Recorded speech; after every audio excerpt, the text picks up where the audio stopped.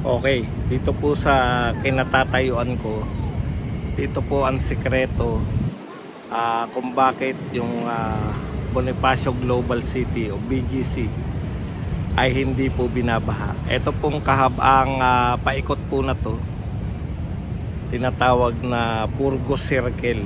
Yan. Sa ilalim po nitong parke na to, ang pinaka iconic na feature po dito itong yung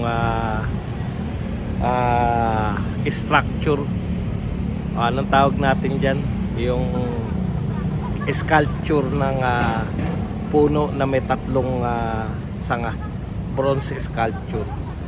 No, dito po sa ilalim po nito yung isang hukay. Ito po ang pinakamagandang flood control project na nakita natin sa NCR. Sa ilalim po nitong kinatatayuan ko, meron po itong fourth, apat na palapag ang taas. At ang kayang lamanin po ay 8 Olympic size swimming pool. Na dito po bumabagsak yung lahat ng tubig mula po sa BGC, sa iba't ibang drainage system ng BGC. Kaya po immediately pupunta rito. So kung 8 Olympic size swimming pool, maliit lang naman po itong BGC na nakokoberan po nitong parke sa taas. Yan po ang sekreto ng BGC.